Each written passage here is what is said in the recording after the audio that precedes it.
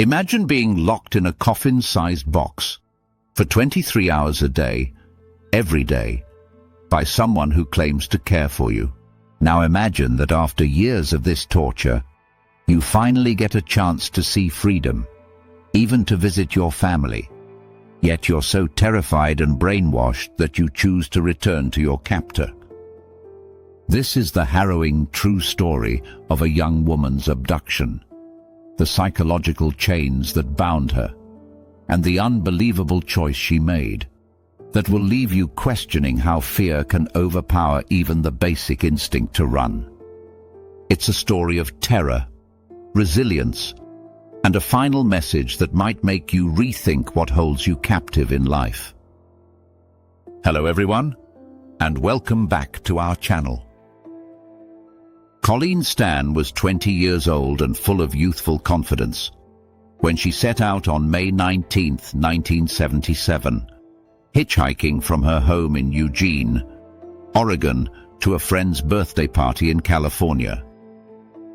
She was careful about accepting rides. In fact, she turned down 2 rides from strangers earlier that day, trusting her gut that something felt off.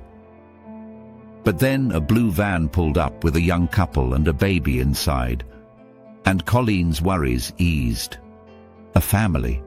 Surely this ride would be safe, she thought. Tragically, that decision would lead her into a nightmare. Early in the trip, the group stopped at a gas station. Colleen went to use the restroom, and in that quiet moment, a small voice in her mind told her to run and never look back. She hesitated.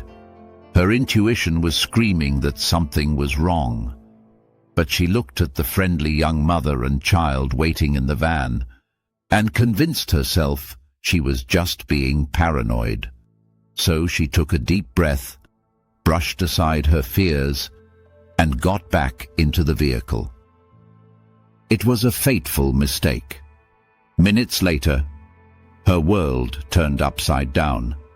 The driver, Cameron Hooker, suddenly pulled off the highway under a false pretext. His wife, Janice, stepped out with the baby, and Cameron lunged at Colleen with a knife. In an instant, this nice young father became a monster. He bound Colleen's hands and forced a heavy wooden contraption over her head, a head box designed to lock around her neck, blinding her, muffling her screams, and cutting off fresh air. Colleen was now trapped, helpless in the back of the van. The happy road trip she imagined had twisted into her worst nightmare in a matter of seconds. Cameron brought Colleen to his home in Red Bluff, California, where the full horror of her captivity began. He and Janice proceeded to torture the young woman in unspeakable ways. On the first night, Colleen was strung up by her hands in the basement rafters and whipped repeatedly, a punishment so cruel that Janice, incredibly, lay below with her husband and had sex as Colleen hung above, blindfolded and suffering. Cameron wanted to utterly break Colleen. He even forced her to sign a bizarre slave contract, effectively signing herself over to him as property. For the next 7 years, Colleen's life was a living hell of confinement and abuse. Much of the time, up to 23 hours a day.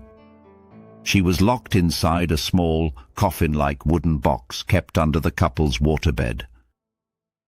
Imagine that for a moment.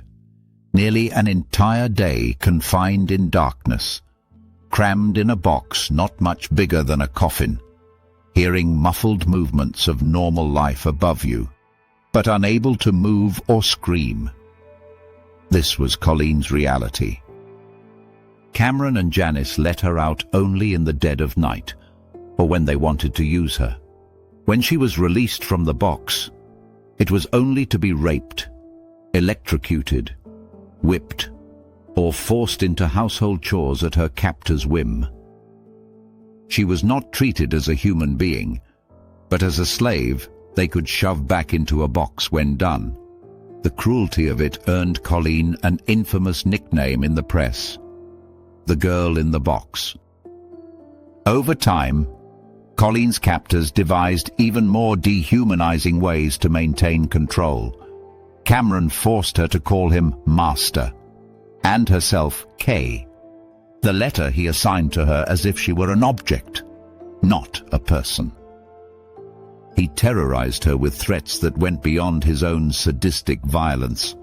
Cameron told Colleen about a secret, powerful organization he worked for called the Company. He claimed this organization was always watching her. If she disobeyed or tried to escape, the Company would supposedly hunt her down, torture her, and even go after her family. As far-fetched as this sounds, in her isolated, terrorized state, Colleen believed him. After all, every shred of normal life had been ripped away from her. Why wouldn't she believe the lies of the man who controlled her every breath? And so, bit by bit, Colleen became conditioned to obey. She later said her faith in God and a belief that maybe, somehow, she'd get a chance to escape one day were the only things that kept her going. To survive the daily horror, she had to retreat deep into her own mind. "I learned I could go anywhere in my mind," Colleen said. "You just remove yourself from the real situation. You go somewhere pleasant, around people you love, whatever makes you happy." In that tiny, lightless box, her imagination and hope were the only refuges that Cameron couldn't lock away. Over the years, seeing that his prisoner was submitting, Cameron granted Colleen small freedoms, but always under his twisted control. He let her out of the box more often to do chores in the yard, and even babysit his children in the mobile home they lived in. Eventually, he went so far as to let Colleen take an unpaid job as a maid at a motel in town. Astonishingly, he would sometimes leave her unsupervised during these tasks. There were open doors, neighbors nearby, even a telephone she could have grabbed to call for help. By that point, Colleen appeared on the outside almost like a member of the household, someone who might just walk away any day. But she never did. Why would a young woman endure endless abuse and not run the moment she had a chance? The answer lies in the psychological prison her captor built around her. A prison as confining as the wooden box, but far more powerful. Colleen was deeply brainwashed and traumatized, to the point that freedom itself felt more terrifying than her captivity. There were multiple psychological and emotional factors that kept Colleen from running when escape opportunities arose. Overwhelming fear. Cameron had convinced Colleen that the company was real and all-powerful. She was utterly petrified that if she rebelled, this unseen syndicate would inflict excruciating torture on her, and then murder her and her loved ones. This constant fear for her family's safety was a leash as strong as any chain. Even years later, she recalled, "I was so scared of Cameron and the company that even when I was alone with my parents, I didn't tell them where I'd been." Trauma and dependence. After suffering daily rape and torture for months and years, Colleen's willpower was shattered. Experts say that when someone's life is threatened and then spared by their captor, the victim can develop a twisted sense of gratitude towards that captor. In Colleen's case, simply being allowed to live another day or receive a small kindness, like being let out of the box for a short while, felt like mercy. She became hypervigilant to her captor's needs and demands, believing her survival depended on keeping him pleased. Over time, Her identity narrowed to just obeying and surviving. In such a state, making a run for it wasn't a logical option. It felt like suicide. Stockholm Syndrome. Colleen's story is an extreme case of what we now refer to as Stockholm Syndrome, a psychological phenomenon where hostages or abuse victims develop positive feelings or loyalty toward their captors. When a person is terrorized and isolated, their mind may latch onto the only relationship available, even if it's with the abuser. The captor becomes the center of the victim's world, controlling pain and relief. In Colleen's life, Cameron was terrifying, but also the one who decided if she ate, if she could breathe fresh air, if she lived or died. She grew to associate his approval with safety. Victims in such conditions often come to believe that anything is safer than defying their captor. In fact, psychologists note that this survival-driven bonding can happen not just in hostage crises, but also in everyday abusive relationships, domestic violence situations, cults, and other instances where people feel trapped and powerless. Colleen's mind was imprisoned by Cameron long before her body was truly free. In short, Colleen stayed because her fear had convinced her she had no choice. The idea of escape wasn't a door to freedom. It was a door to even worse horrors, or so she believed. And so, incredibly, she remained with her tormentors, doing as she was told, even when no physical chains restrained her. The most astonishing example of Colleen's psychological captivity came about 3 years into her ordeal. In March 1981, Cameron decided to test the limits of his control, or perhaps to prove to himself just how completely he had broken his slave. He allowed Colleen to visit her family back home, all by herself, for a short time. This was the chance any kidnapping victim would pray for, the chance to run and never return, to tell the police, to finally be safe. Yet Colleen did none of those things. Under Cameron's watchful arrangements, Colleen showed up at her parents' doorstep, seemingly out of the blue. She had been missing for years. They had no idea if she was dead or alive. Now here she was, thin, pale, and wearing homemade, slightly odd clothing. Her parents were overjoyed, and also deeply confused. Colleen gave vague explanations for her long absence. She even made a phone call to them a few times later, but the calls were sporadic and oddly constrained. Sensing something wasn't right, her excuses didn't add up, and she looked like she'd been through hard times. Her family quietly wondered if she had fallen in with a cult. They noticed she spoke strangely, as if carefully filtering her words. Crucially, even when Colleen was alone with her parents, she did not breathe a word about being held captive, not a hint about the torture, the rapes, the box under the bed, nothing. As she later admitted, "I was so scared of Cameron and the company that even when I was alone with my parents, I didn't tell them where I'd been for 3 years." Fear had sealed her lips. During that first brief visit, Colleen's parents were afraid to pry too much. They saw that pressing her might cause her to slip away again, so they held back their questions. Colleen soon returned to Cameron as instructed, proving her loyalty. Incredibly, the next day she visited her family a second time, now with Cameron by her side posing as her boyfriend.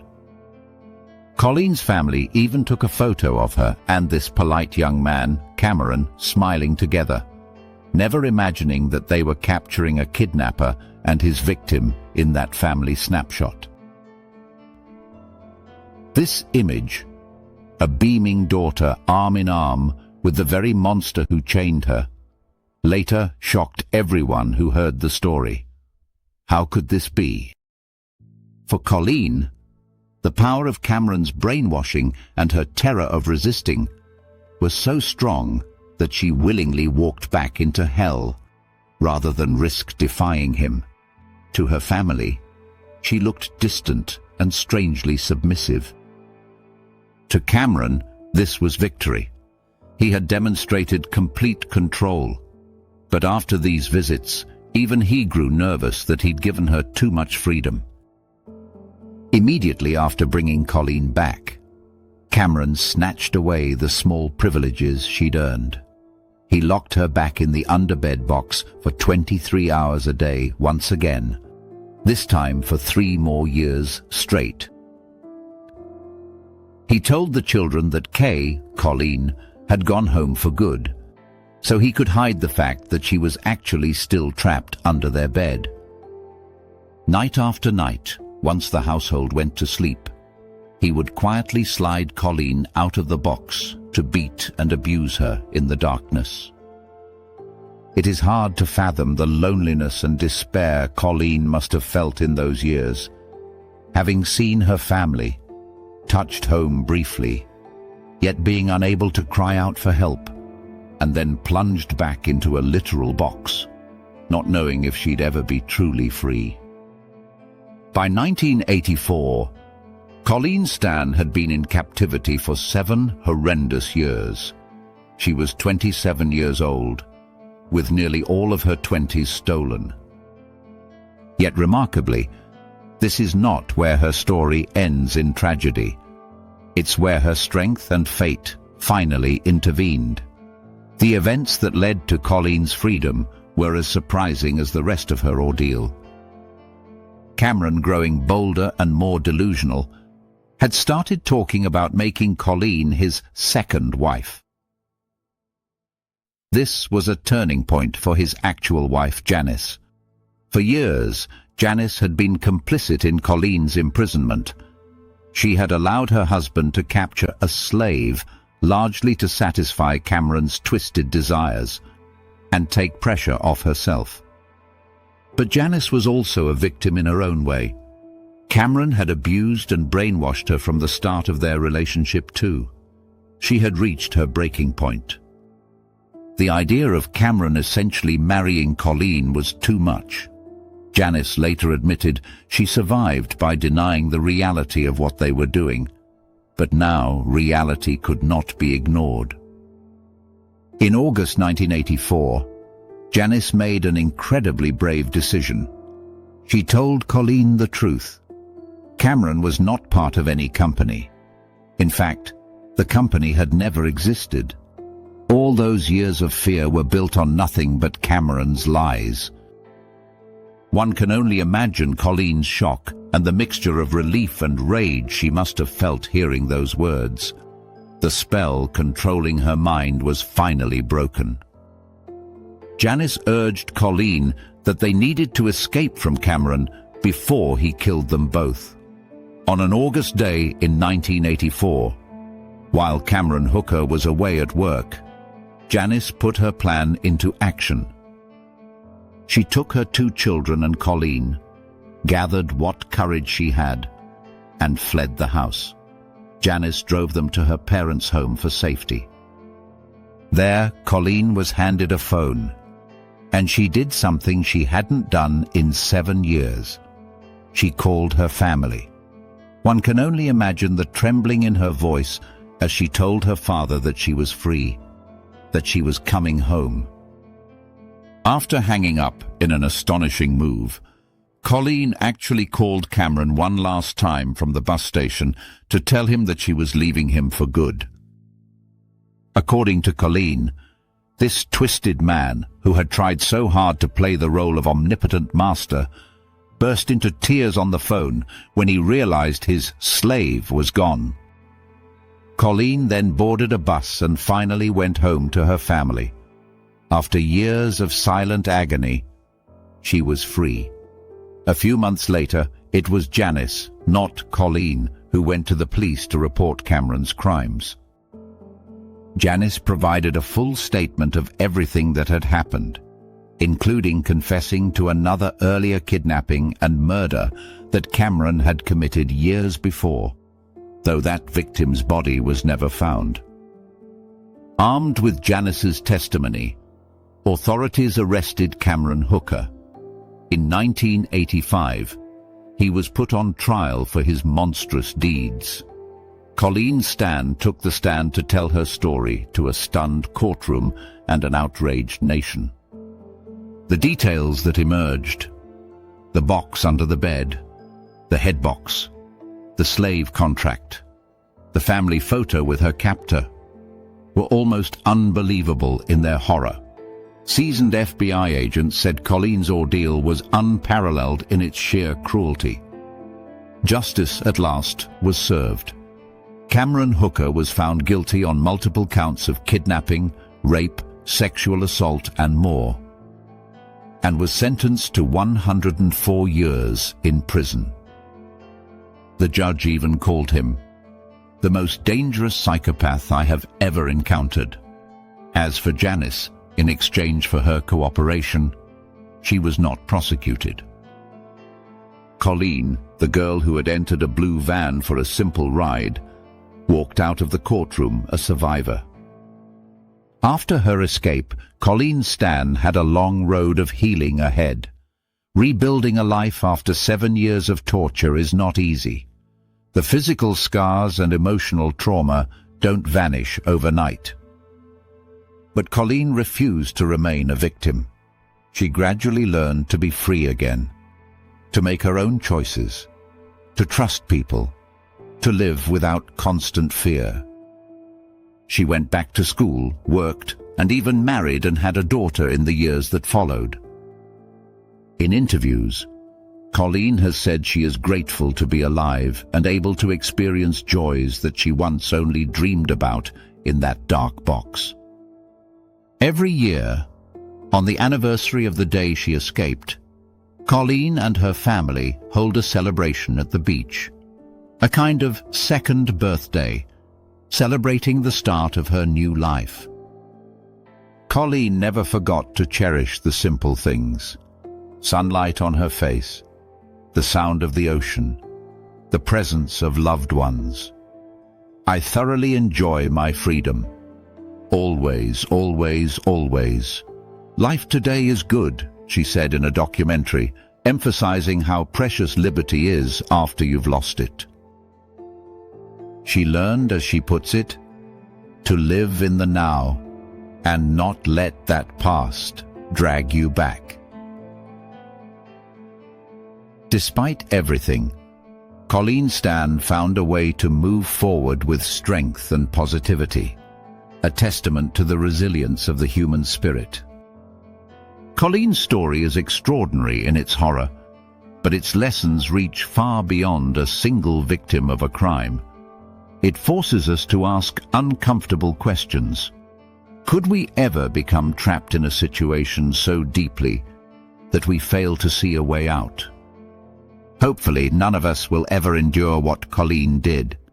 Yet many people live in prisons of a different kind.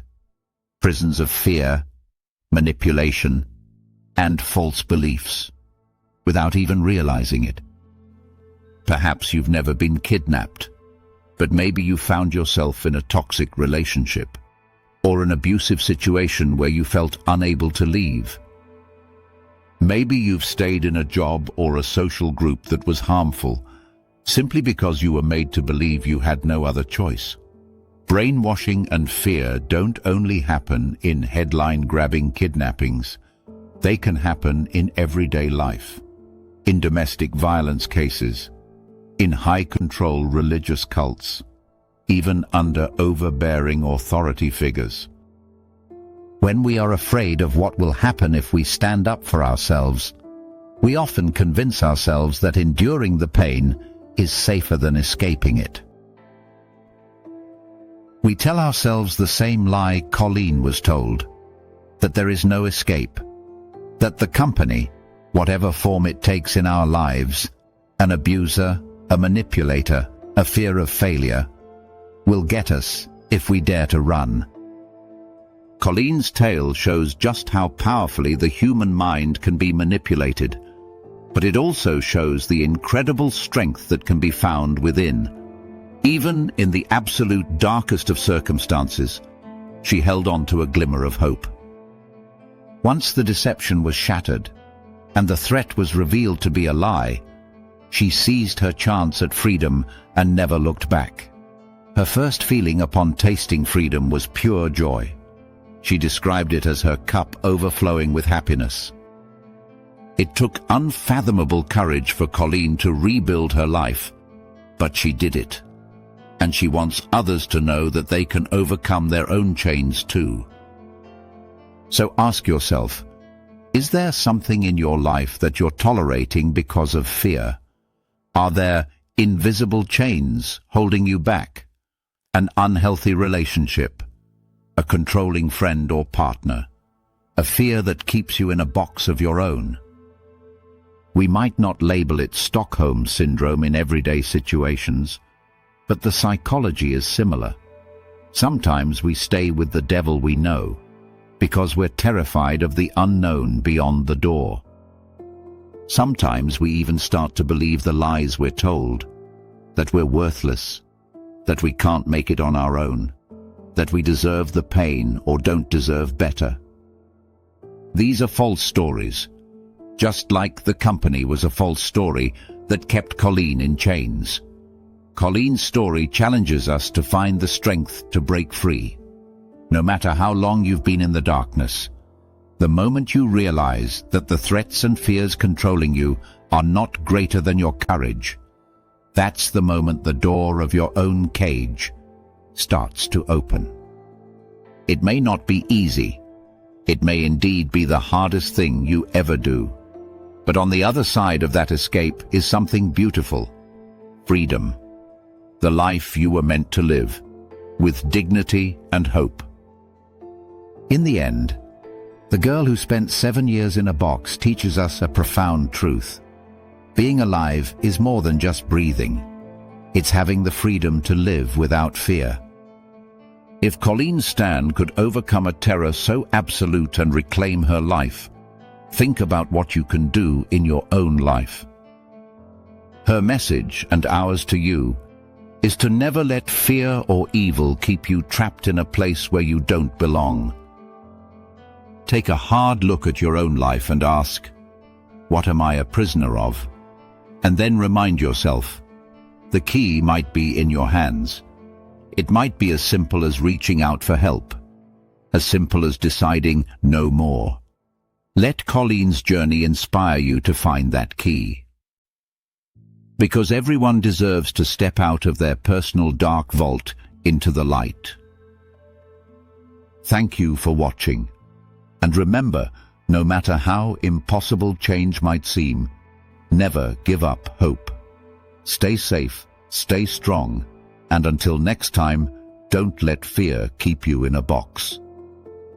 If you made it this far, truly, thank you.